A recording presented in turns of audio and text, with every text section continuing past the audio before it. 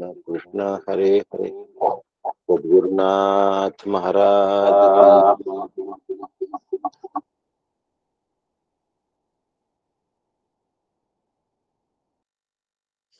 वंशी विभूषित करान्नवनीरदाभा पीतांबरा बिंब फलाधरुष्टा पूर्णेन्दु सुंदर मुखादरविंद नेत्रा कृष्णात् परं किमपि तत्त्वमहं न जाने। शंकरं शंकराचार्यः सद्गुरु सर्वसन्निभः सर्वेषां शंकरः सन्तु सच्चिदानन्दरूपिणः। ज्ञानदं सद्गुरुं शान्तम् अज्ञानारण्यदाहकम् नमामि सद्गुरु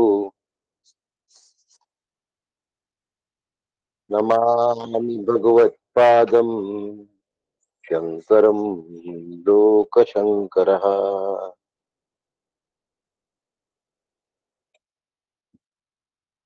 निर्विषय प्रसन्न वृत्ती अखंड बाणे चित्ती काही केल्या प्रवृत्ती उचंबळे चिना अभाग्यासी करी भाग्यवंत काका ब्रह्मरूपची मूर्तिमंत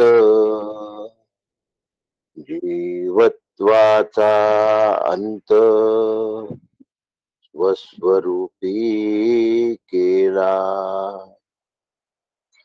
आता एकची आसमनी रहावे अखंड गुरुचरणी जीवे जीवत्व हरवुनी तेची असावे। सद्गुरुनाथ महाराज की जय। सदा शिवसमारंभाम् शंकराचार्य मध्यमाम् अस्मदाचार्य पर्यन्ताम् वंदे गुरु परंपरा।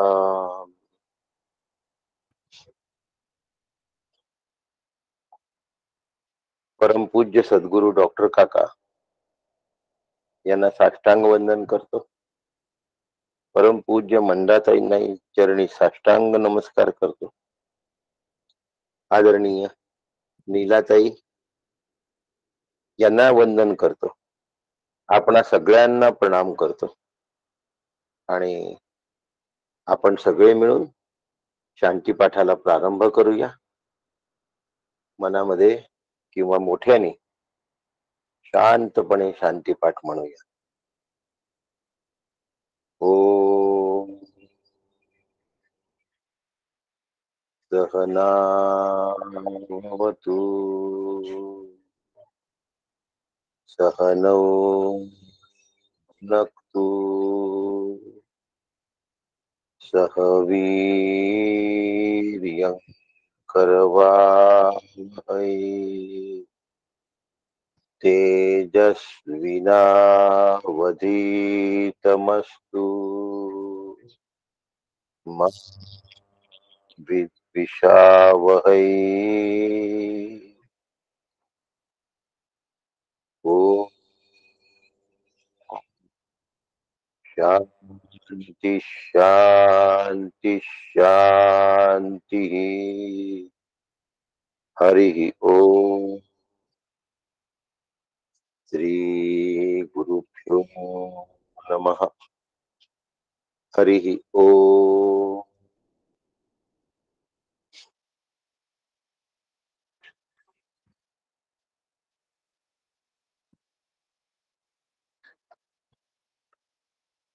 अणोरणीयान महतो महीयान नायमात्मास्य जंतोर्निहितो गुहायाम तमक्रतु पश्यति वीत शोको धातु प्रसादान महिमानमात्मनः आसीतो दूरम व्रजति शयानो याति सर्वतः कस्त्वं मदामदं देवं मदन्यो ज्ञातुमर्हति अशरीरं शरीरेष्वनवस्थितं महांतं विभुमात्मानं मत्वा धीरो न शोचति। पहिला अध्याय दुसरी वल्ली श्लोक क्रमांक 20-21 मंत्र क्रमांक 20, 21 आणि 22 क्रमशः 3 मंत्र आज आपण बघणार आहोत आणि नंतरचे 3 मंत्र 23, 24 आणि 25 हे आपण उद्या म्हणजे सोमवारी बघणार आहोत। उद्या भगवद्गीता आहे, शनिवार रविवार सुट्टी असते, सोमवारी आपण पुढले 3 मंत्र म्हणणार, या वल्लीचे शेवटचे 3 मंत्र। आता बघूया। अणोरणीयान महतो महीयान आत्मस्य जंतोर निहितो गुहायाम तमक्रतु पश्यति वीत शोको धातु प्रसादान महिमानम आत्मनः। आत्मा अणुहून सूक्ष्म आणि विशालाहून विशाल आहे। तो जीवाच्या हृदयरूपी गुहेमध्ये राहिला आहे। निष्काम पुरुष आपल्या इंद्रियांच्या प्रसादाने त्याचा महिमा जाणून शोकरहित होतो। शोकराहित्याचं गमक या ठिकाणी सांगणं सुरू झालंय। गमक सांगण्यासाठी शोक जाण्यासाठी आत्म्याला ओळखावं लागेल। आत्म्याला ओळखलं की शोक निघून जातो। अणोरणीयान महतो महीयान,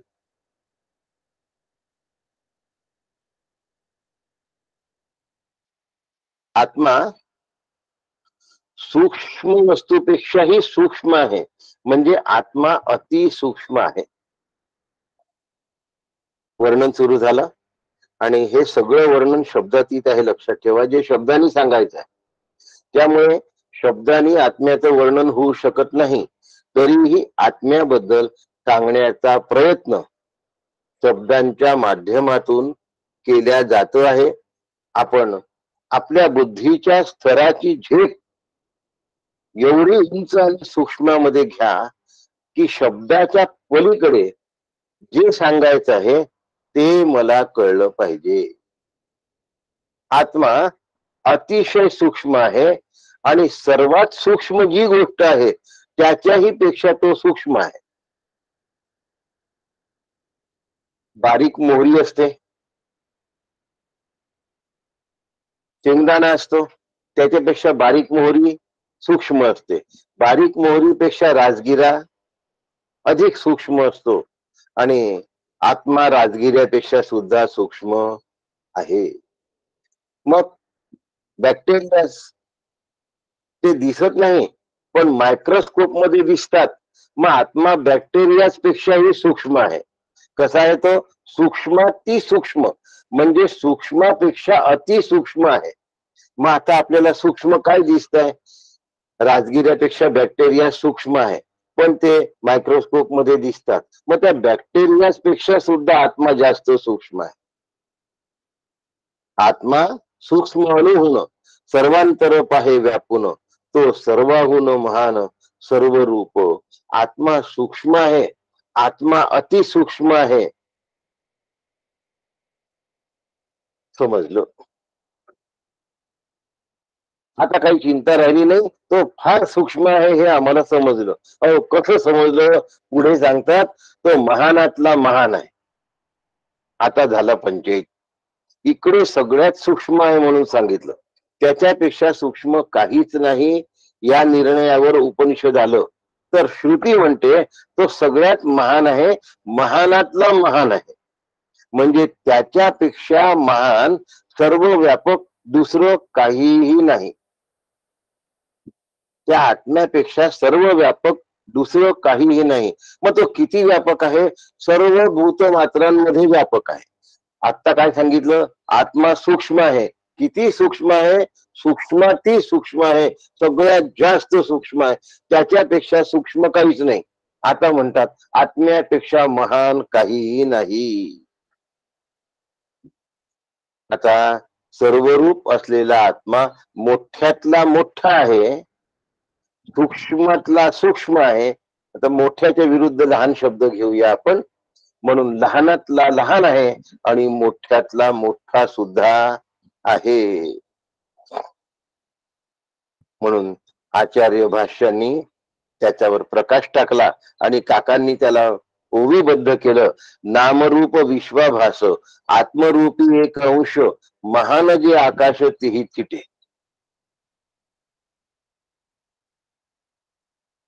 आत्मा किती मोठा आहे, किती सूक्ष्म आहे सांगितलं. बॅक्टेरियाज पेक्षाही सूक्ष्म आहे. आता आपल्याला सगळ्यात सूक्ष्म बॅक्टेरियाज वाटतात म्हणून बॅक्टेरियाज पेक्षा सूक्ष्म आहे असं आपण म्हणूया. पण इन जनरल जे मायक्रोस्कोप आहेत त्याच्यापेक्षा जर जास्त शक्ती संपन्न मायक्रोस्कोप आले तर बॅक्टेरियापेक्षा सुद्धा लहान जी वस्तू आहे, सूक्ष्म वस्तू आहे, ती त्या मोठ्या बोजड मायक्रोस्कोप मध्ये दिसू शकते. मग आत्मा त्याच्यापेक्षा सूक्ष्म आहे असं त्यावेळेला म्हणावं लागेल. आता जी सगळ्यात सूक्ष्म वस्तू आहे त्याच्यापेक्षा आत्मा सूक्ष्म आहे असं आपण म्हणतो. पुढे याच्यापेक्षा सूक्ष्म वस्तू जर मायक्रोस्कोपला आढळली, दुर्बिणीद्वारे सापडली, तर आत्मा त्याच्याही पेक्षा सूक्ष्म आहे असं सांगावं लागेल. आता आत्मा मोठा आहे असं सांगतात. किती मोठा आहे, आत्म्याचं मोठेपणाचं वर्णन आहे. आत्म्याच्या एका अंशावर महान आकाश सुद्धा पुरून उरतो. म्हणजे 99 अंश सोडून दिले आत्म्याचे, एकच अंश घेतला, त्याच्यावर जर आकाश ठेवलं तरीही आत्म्याचा एक अंश शिल्लक राहतो. आकाश त्या एका अंशाला सुद्धा व्यापू शकत नाही. म्हणून भगवद्गीता म्हणतेच पुन्हा, गीता आपल्याला सारखं सारखं सारखं काय बोट धरून घेऊन जाते, एका अंशेनं स्थितम जगत. नाना नामरूप विश्वाचा जो आभास आहे, म्हणजे अनेक ब्रह्मांड, एक ब्रह्मांड नाही, अनेक ब्रह्मांड आत्म्याच्या एका अंशावर आहे. इतका आत्मा महान आहे, इतका आत्मा अमर्याद आहे, इतका आत्मा व्यापक आहे. आता अमर्याद सांगितलं, आता व्यापक कसं सांगायचं, तर प्रत्येक जन जीवामध्ये तो आत्माच व्यापून आहे. असा आत्मा मी आहे. महत्वाचा पालुपद काय आहे, असा आत्मा मी आहे. अणुरेणू या तोकडा तुका आकाश आहे एवढा. आकाशाचे पण पलीकडे आहे, पण आमच्या कल्पनेत आकाशच सगळ्यात मोठा आहे, म्हणून तुका आकाश आहे. रामकथा ब्रह्मांड भेदून पैलाड नाही, म्हणजे ब्रह्मांडाच्या पैलाड पण काहीतरी आहे. काय आहे, आत्मस्वरूप आहे. म्हणून अणु रेणू, कपिल नावाचे फार मोठे दार्शनिक होऊन गेले आणि त्यांनी आपल्या दर्शनशास्त्रामध्ये पिलू नावाचा एक आणखी अणुपेक्षाही सूक्ष्म,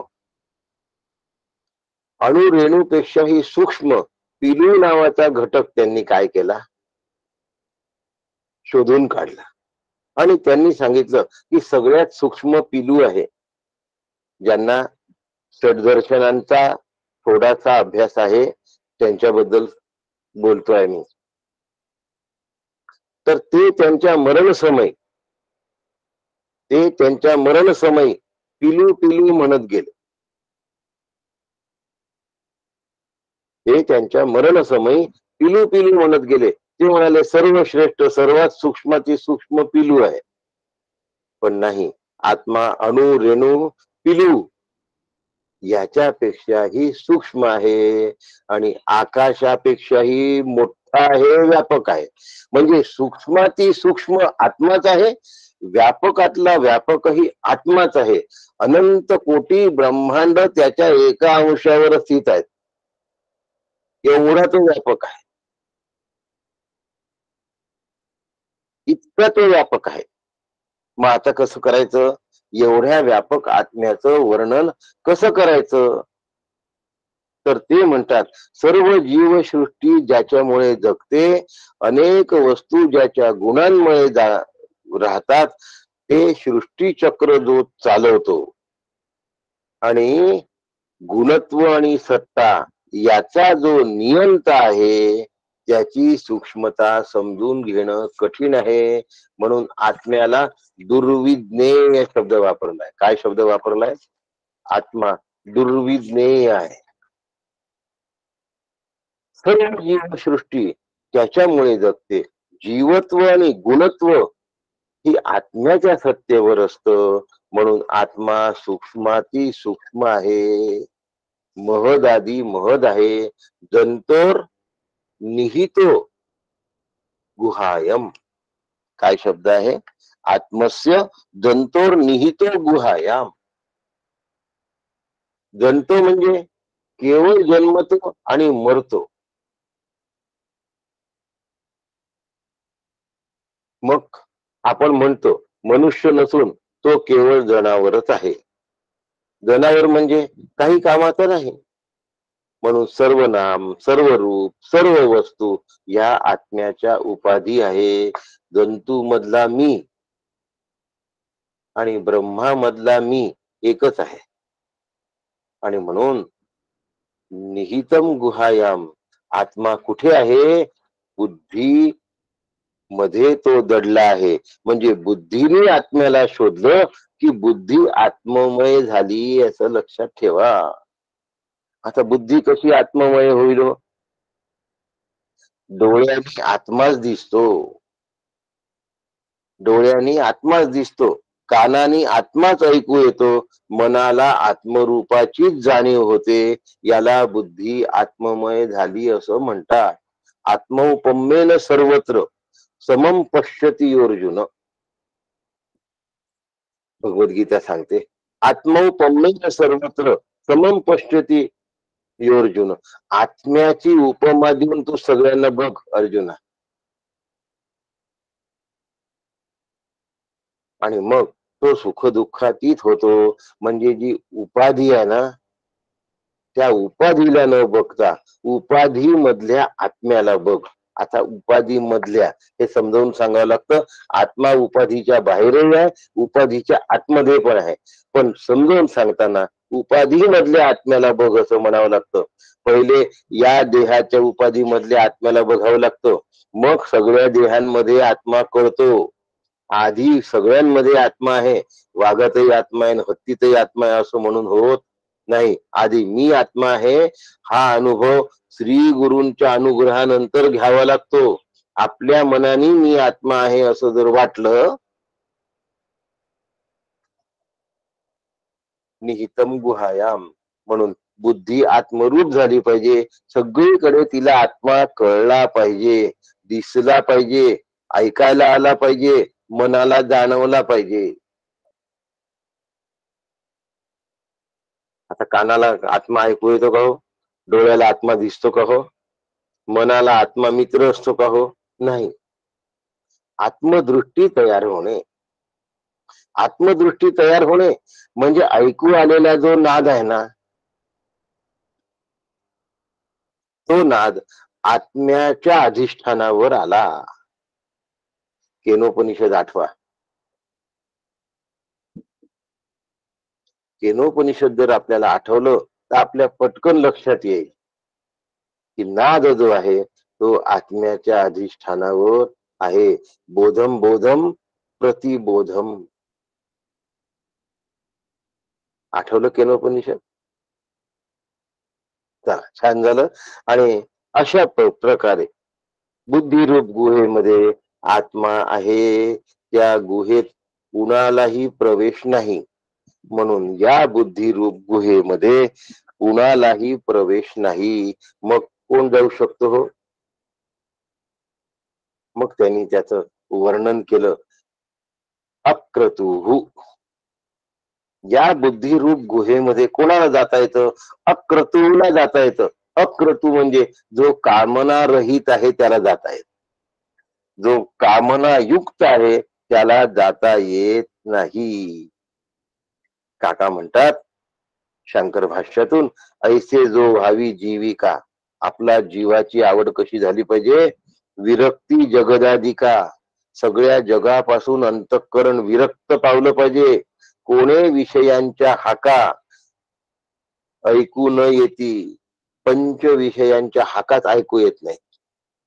जगदाविषयी वैराग्य निर्माण होतो आणि विषयाने आम्हाला आवाज दिला तर त्या विषयामध्ये आमची प्रवृत्तीच होत नाही. याला अक्रतुहू म्हणतात, त्याला कामरहित म्हणतात.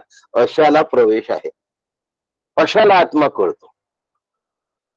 म्हणजे असं केल्याने तसं मिळतं. म्हणजे फळासाठी आम्ही विचार करतो, आत्मा हे फल प्राप्ती नाही. ईश्वर प्राप्तीसाठी तुम्ही दूर दूर जरी भटकले पण आपल्या आतमध्ये जर बघितलं नाही तर कितीही तीर्थयात्रा केल्या तरीही आत्मा मिळणार नाही. तमक्रतुः पश्यती, तमात्मानम अक्रतुः पश्यती, त्या आत्म्याला फक्त बुद्धिरूप गुहेमध्येच पाहता येतं. पण कसं पाहता येतं? अक्रतुः, कामरहित होऊन निष्काम झालेलाच त्या आत्म्याला बुद्धिरूप गुहेमध्ये पाहू शकतो. म्हणजे तो आत्मा मी आहे असं जाणू शकतो. अदृष्ट दृष्टम, लौकिक आणि पारलौकिक दोन्ही विषयांपासून जो दूर राहतो तो आत्म्याला पाहू शकतो. परिश्य लोकान कर्मचितान निर्वेद मायान ब्राह्मणा नास्ति अकृता कृतेन, मुंडकोपनिषद. अशालाच फक्त बुद्धिरूप गुहेमध्ये आत्मा दिसतो. समजावून सांगण्याचा एक प्रयत्न आहे बरं का. पश्यती म्हणजे असा लगेच पाहतो, दिसतो म्हणजे डोळ्यांनी दिसतो असा त्याचा अर्थ नाही आहे. इंद्रियांची तृप्ती ज्याची झाली, ज्याचे इंद्रिय शांत झाले, ज्याचं अंतःकरण कायम प्रसन्न झालं, याला तोषता असं म्हणतात. त्याला आत्मा दिसतो. आणि कसा दिसतो? तो आत्मा वाढलेलाही नाही आणि तो आत्मा घटतही नाही. आतापर्यंत काय वर्णन झालं? आत्मा सूक्ष्माती सूक्ष्म आहे, आत्मा महानातला महान आहे. आता अक्रत जो असतो त्याला तो कसा दिसतो? त्यात वाढही दिसत नाही आणि क्षयही दिसत नाही. आत्मा वाढतही नाही, आत्मा घटतही नाही. पश्यती आत्मानो महिमानम वीत शोका. मग त्याला तो कसा दिसला? तो त्या आत्म्याला जाणतो आणि तो शोकरहित होतो. वीत शोका. कालच लोक दिलेले आहेत, कोणते आज घेणार होतो ते, आणि शोक निवृत्तीचा उपाय सुद्धा सांगणार म्हणून त्यात लिहिलेलं होतं. आत्मा मीची तो आहे, ऐसे आपण पेप आहे, जाणीता जाणणे राहे शोकरहिता. मी आत्मा आहे एकदा कळलं की मग तो शोकरहित होतो, जाणीता जाणणे राहे. आणि अशा आत्म्याला तो जाणायला गेला की जाणणं नावाची प्रक्रियाच निघून जाते. मग मी आत्म्याला जाणत नाही अशी स्थिती येते, म्हणून नेणं नावाची प्रक्रिया पण निघून जाते. जाणीवही गेली, नेणीवही गेली, आणि आता जे काही राहिलं ती स्थिती आहे त्याला शोकरहित अवस्था असं म्हणतात. मग आता आसक्ती गेली तरच शोक जाईल की नाही हो. वीत राग भय क्रोधा मनमया मामुपाश्रिता बहवो ज्ञान तपसा. हे ज्ञान तपस आहे. ज्ञान तपस म्हणजे खूप ग्रंथांचा अभ्यास करणे नव्हे. ज्ञान तपस म्हणजे समजून मी आत्मा आहे हा अनुभव घेणे, आणि तो गुरु कृपेने होतो. स्वरूप ज्ञानाशिवाय वीत राग, वीत क्रोध, वीत भय, वीत काम, वीत लोभ, वीत स्पृह होत नाही. वीत म्हणजे गेलेला, वीत राग आसक्ती गेलेला, वीत क्रोध क्रोध गेलेला, वीत भय भय गेलेला, वीत काम कामना संपलेला, वीत लोभ लोभ संपलेला, वीत स्पृह म्हणजे स्पृहा गेलेला. लोकांपुढे बाहेर डोळे बंद करून बसणे म्हणजे ध्यान नव्हे.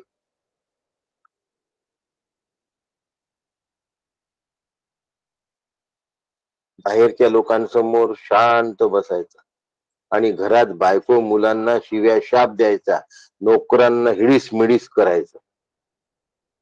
ध्यान नव्हे, तुमचे डोळे बंद असणे हे सफल ध्यानाचं. म्हणून ध्यानाची प्रक्रिया सुद्धा गुरूंकडून शिकून घ्यावी लागते.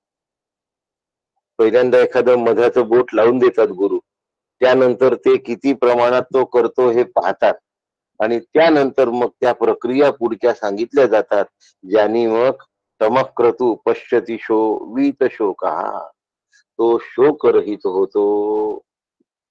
खूप लोकांना असं वाटतं की असं कधी होतच नसते. आता असं वाटणं स्वाभाविक आहे ना? असं वाटणं स्वाभाविकच आहे, कारण असे लोक पाहायला मिळत नाही आणि जे पाहायला मिळतात ते शोकरहित आहे हे आम्हाला समजत नाही.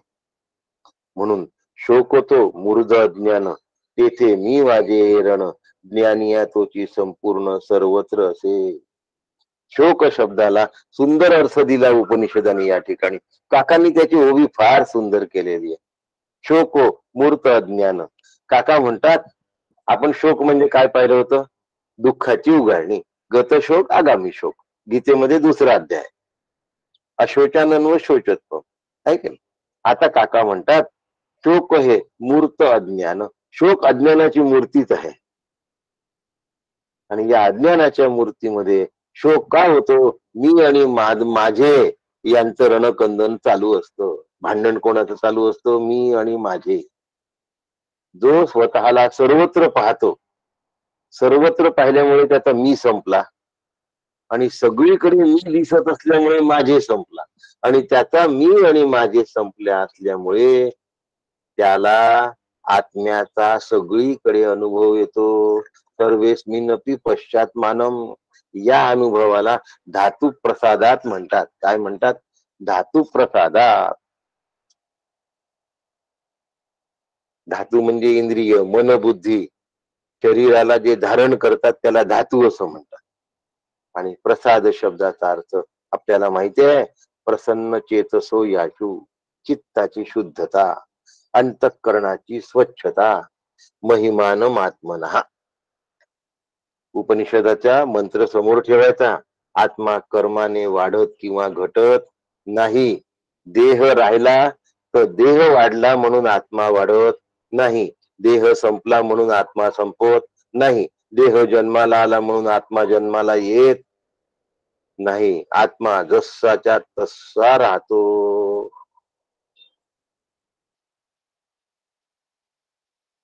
कपड्यांवर चिखल उडला तर कपडे खराब झाले असं म्हणतो.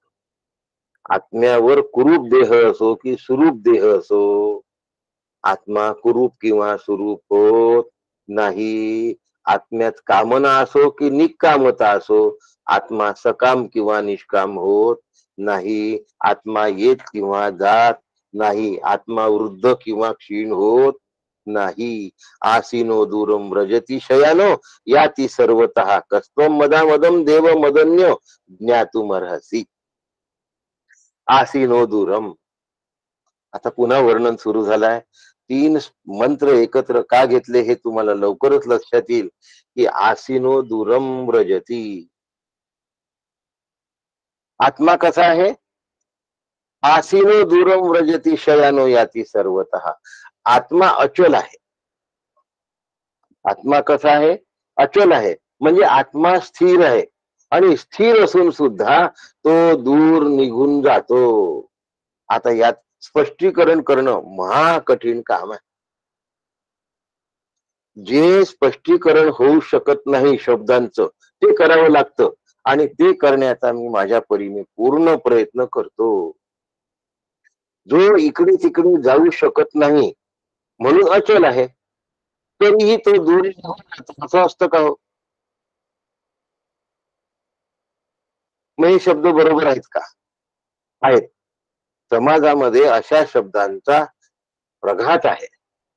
तो प्रघात तुम्हाला सांगतो. जात जातं नावाचा दळण्याचा एक प्रकार आहे. आता जातं कधीच जात नाही हो इकडून तिकडे. जातं एका ठिकाणी दुसऱ्या ठिकाणी जात नसताना सुद्धा त्याला जातं म्हणतात हो. ते जातच नाही तरी जातं कसं? म्हणजे जात नसताना त्याला जातं म्हणतात ना, म्हणून आत्मा दूर निघून जातो तरीही त्याला अचल म्हणतात. आपण म्हणतो ना खातं, बँकेमध्ये आमचं खातं आहे. जे खात नाही त्याला खातं कसं म्हणता? जे कधीच खात नाही त्याला खातं कसं म्हणता?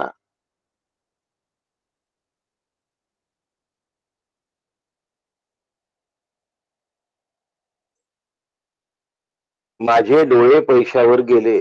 डोळे पैशावर गेले की नजर पैशावर गेली? मनामुळे नजर पैशावर गेली. डोळे कुठे पैशावर गेले? डोळे जिथे आहे तिथेच आहे की नाही हो? आपण म्हणतो गाव आलं. गाव आलं की मी गावाला आलो. म्हणजे बोलण्याचे उलटे प्रघात असून सुद्धा पायात जोडा घाल. जोड्यात पाय घालतोय ना हो. म्हणजे प्रकार उलटा असताना सुद्धा आम्ही सांगतो तसा, तसं आत्म्याच्या बाबत तो दूर निघून जात असतानाही त्याला अचल म्हणतात. कारण तो सर्व व्याप्त असल्यामुळे एका ठिकाणून दुसऱ्या ठिकाणी जाण्याचा प्रश्नच उद्भवत नाही, मग तो अचल आहे. आणि इथे आहे आणि तिथे पण आहे. त्याच्यामुळे तिथेही तो सापडतो आणि इथेही तो सापडतो. म्हणजे आत्मा दूरही सापडतो. म्हणून त्याला दूरम व्रजती असा सुद्धा शब्द आहे. आता नाकाला जर गंध आला दुरून, सुगंध आला, तर आपण त्या सुगंधाकडे जातो. कानाला जर सुंदर नाद आले, छानसे स्वर हे आले, तर आपले कानही त्या स्वरांकडे आकृष्ट होतात. लक्षात घ्या, हरिण सुंदर स्वरांकडे आकृष्ट होतो. हरिणाचं वैशिष्ट्य आहे हे. सुंदर दृश्य प्रकाशाकडे पतंग आकर्षित होतो. तसं आत्मा अचल असला, आत्मा स्थिर असला, आत्मा निरपेक्ष व्यापक असला तरीही तो या सगळ्या ठिकाणी असतो. आता आलं. मग आता तो अढळ आणि चंचल आत्मा कसा आहे? अढळ आहे, एका ठिकाणून दुसऱ्या ठिकाणी जात नाही. चंचल आहे, सगळ्या ठिकाणी असतो. निश्चळ आणि चपळ, तो हलत पण नाही आणि तरी तो चपळ आहे. अवखळ आणि लावी खूळ अज्ञानी असते, तो अवखळ आहे हो. का बरं अवखळ आहे? त्याची फार खळखळ असते. कारण अज्ञानाला तो खूळ लावतो आणि अज्ञानी त्याच्या मागे धावत जातो. आता आत्मा इकडे तिकडे जातो आणि आत्मा इकडे तिकडे जातोय नाही आणि आत्म्या अज्ञानाला खूळ लावतो, खरंच लावतो. आत्मा खरं एकच आहे. आत्मा ब्रह्मरूपे एक, उपाधी भेदे अनेक. पण उपाधीमुळे वेगवेगळा. चंचळ चपळ आदी नावेक भासत असे, मग त्या उपाध्या वेगळ्या वाटतात. हा स्त्री आहे असं वाटतं, हा पुरुष आहे असं वाटतं, हा वृक्ष आहे असं वाटतं, हा पक्षी आहे असं वाटतं, हा पशु आहे असं वाटतं. आणि मग वाटण्याचे प्रकार एवढे जातात की आमची बुद्धी वाटल्या जाते. हो.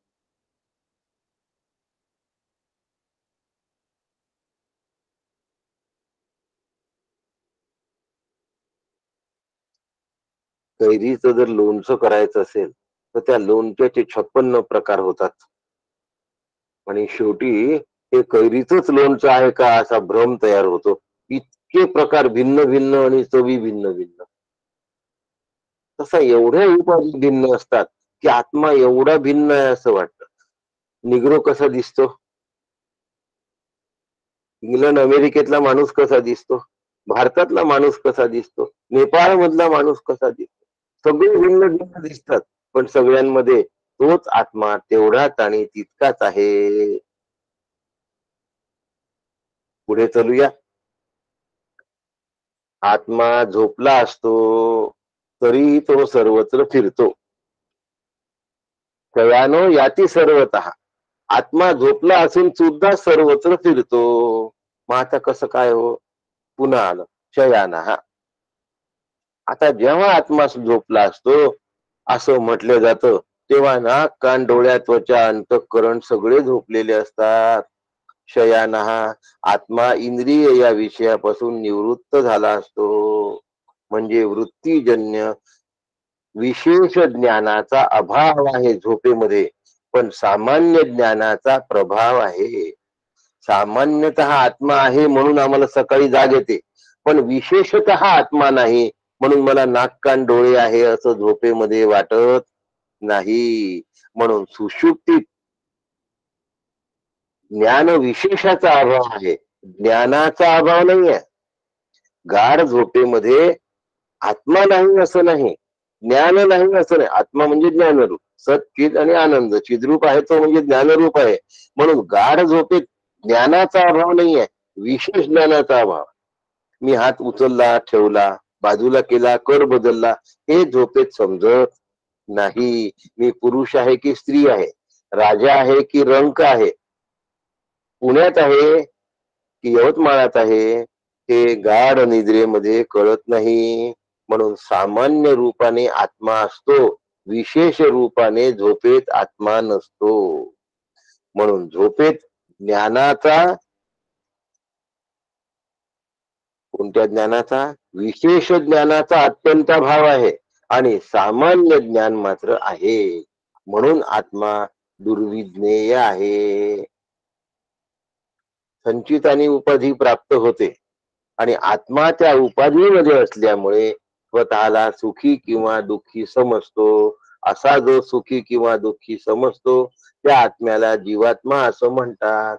कुणी म्हणतो मी सुखी आहे, कुणी म्हणतो मी दुःखी आहे, पण अज्ञानवश मी आत्मा आहे असं ओळखत नाही. आत्मा कुटस्थ आहे, आत्मा अचळ आहे.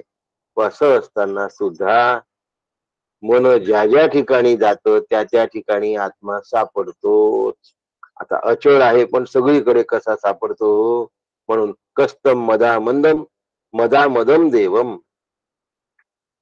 मदामदम आत्मा कसा आहे, देव म्हणजे कसा आहे, देवाला माझ्याशिवाय कोण जाणू शकेल. विशेषत्वानी आनंद असतो त्याला मद असं म्हणतात, आणि सामान्यत्वाने विषय निरपेक्ष आनंद असतो त्याला आनंद असं म्हणतात. विषय सापेक्ष आनंदाला मद म्हणतात. लक्षात, माझ्याकडे खूप पैसा आहे, आनंद झाला, मद आहे तो, मद. आणि विषय नसताना गाढ झोपेतून जाग आला, पण कुठलीच विषय वृत्ती नाही आहे, पण आनंद कायम आहे, त्याला आनंद म्हणतात. विषय निरपेक्ष आनंद. म्हणून वृत्तीजन्य ज्ञान जेव्हा निवृत्त होते तेव्हा विषय निरपेक्ष आनंद असतो. आणि वृत्ती विषय सापेक्ष आनंद केव्हा आहे? वृत्ती अवच्छिन्न चैतन्य असतं तेव्हा. अंतःकरण वृत्ती एका विषयावरून दुसऱ्या विषयावर धावते. आरशात आपलं रूप पाहून आनंदित होते. रूपाच्या, पैशाच्या, शक्तीचा, सत्तेचा मद असतो. 99 सीटा मिळाल्या तरी स्वतःला 30 मार्क समजायला सुरुवात झाली.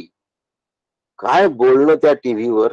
आणि ज्याला 240 सीटा मिळाल्या तो अहंकारी आहे म्हणतात.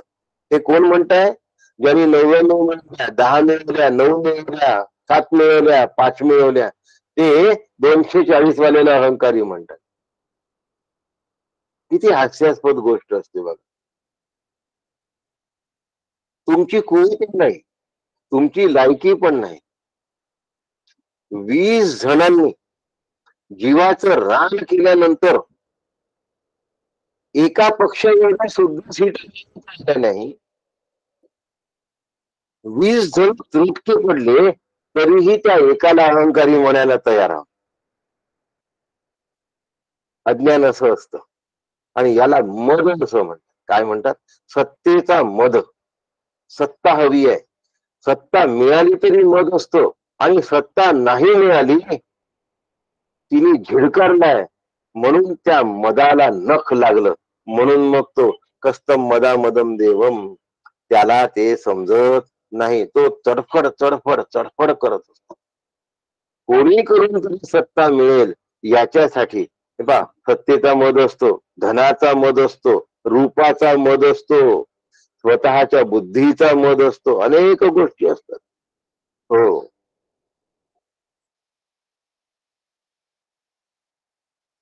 एक माणूस मला भेटला होता मोरटक्क्याला. तो म्हणला माझ्यासारखी डाळभाजी कोणीच नाही करत. आचारी होता तो. माझ्यासारखी डाळभाजी कोणीच करत नाही.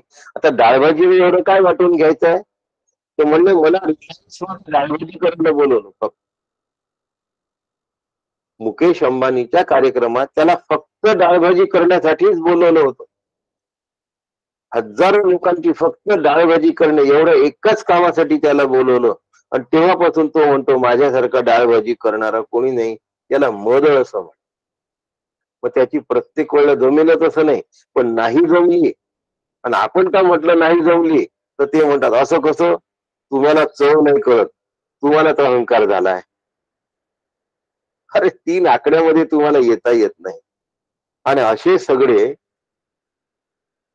लंगडे लेणी एकत्र झाल्याने कसं बलवान होतो का हो?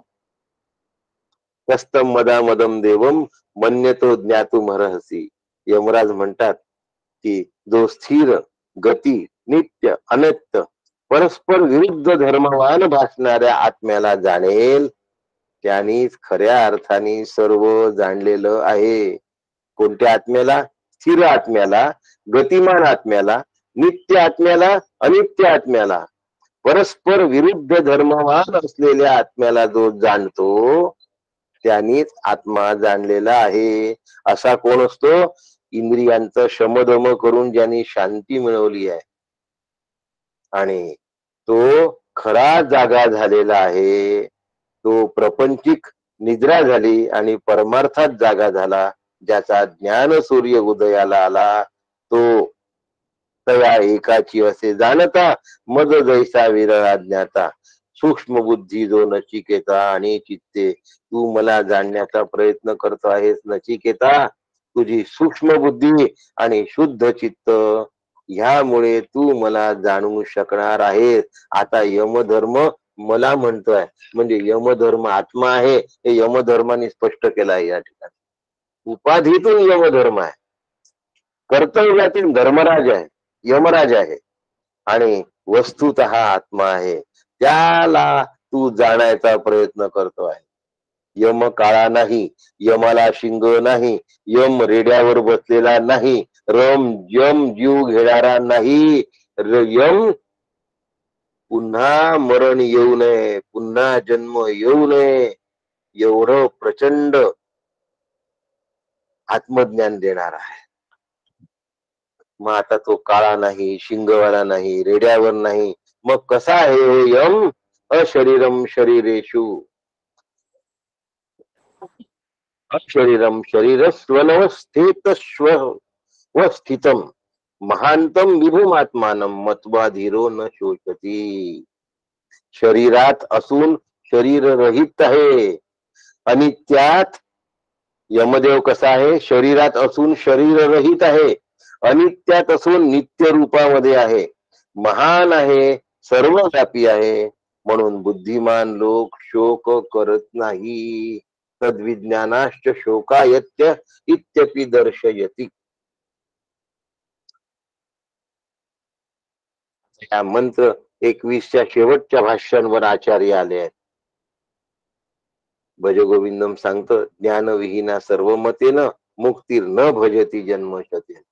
आत्म्याच्या ज्ञानाने शोकाचा कायमचा नाश होतो. मग आम्ही आत्मज्ञान करून घ्यावं की नाही करून घ्यावं? त्याच्यासाठी सद्गुरूंकडे जावं की नाही जावं? शिवगडला जायला वेळ काढावं की नाही काढावं? अहो इतकं काम असतं. अहो 365 दिवस घरात असतात. त्यापैकी 15 दिवस जर दिलेत, 15, एकदा उन्हाळ्यात आणि एकदा हिवाळ्यात, 365 मध्ये 15 काढले तर 350 दिवस घरातच राहता ना हो. तरीही अजून 2-4 दिवस घरातच जास्त राहावं असं वाटतं. नाही ज्ञानेन सदृशम पवित्रम इह विद्यते. म्हणून देव मानवादी देही आत्मा असे विदेही, तो सच्चिदानंद राही गुप्त रूपे. यमदेव कसा आहे? त्याचं वर्णन चालू आहे अशरीरम शरीरेषु. आत्मा आकाशा इतका सर्व व्यापक असूनही शरीरामध्ये आहे. आकाश कल्पांती नष्ट होऊ शकतं, पण आत्मा नष्ट होत नाही. आत्म्याने शरीराला जसं व्यापलं आहे तसं आत्म्याने आकाशाला सुद्धा व्यापलं आहे. म्हणून आत्मा अतिसूक्ष्म आहे आणि आत्मा सर्व व्यापकही आहे. म्हणून आत्मा कधीही नष्ट होणारा नाही, कारण आत्मा कधी जन्मलेला नाही. असा आत्मा मी आहे. आता शोक निवृत्ती इथून सुरू झाली. अशरीरम शरीरेषु. सप्तमी बहुवचन आहे शरीरेषु. शरीरामध्ये राहून आत्मा अशरीरी आहे. आत्मा शरीरामध्ये राहूनही अशरीरी आहे. मनुष्याचा देह सुद्धा आत्म्याच्या सत्तेवर चालतो. इतकंच नाही, देवाचा देह सुद्धा आत्म्याच्या सत्तेवर चालतो. देव मानवादी देही आत्मा असे विदेही. आत्मा असल्यामुळे मनुष्याचा देह आहे. आत्मा असल्यामुळे देवांचाही देह आत्म्यामुळे लक्षात ठेवा. आणि दोघांचेही देह आत्म्यामुळे असला तरीही आत्मा स्वतः विदेही आहे. मग तो कसा आहे? तो सच्चिदानंद राही गुप्तपणे. आत्मा फक्त सच्चिदानंद रूप आहे. आत्मा कोणाच्याही देहाच्या रूपामध्ये नाही. मनुष्याचा देहात आत्मा आहे. देवाचा देह सुद्धा आत्म्यामुळे आहे. प्राण्यांचा देह सुद्धा आत्म्यामुळे आहे. वृक्षांचा देह सुद्धा आत्म्यामुळे आहे. पशु पक्ष्यांचा देह सुद्धा आत्म्यामुळे आहे. दगड सुद्धा आत्म्यामुळे आहे. जड सुद्धा आत्म्याच्या अधिष्ठानावर आहे आणि चेतन सुद्धा आत्म्याच्या अधिष्ठानावर आहे. जडामध्ये आत्म्याचं प्रागट्य नाही, पण आत्मा आहे. चेतनामध्ये आत्म्याचं प्रागट्य आहे आणि आत्मा आहे. जडामध्ये प्रागट्य नाही, पण आत्मा आहे. शरीर हे शरीरासाठी नसून शरीराच्या आतील शरीरस्थ पुरुष म्हणजे आत्मा जाणण्यासाठी आहे. आत्मा देहात असला तरी देहापासून विलक्षण आहे. आत्मा 139 नंबरची ओबी बघा.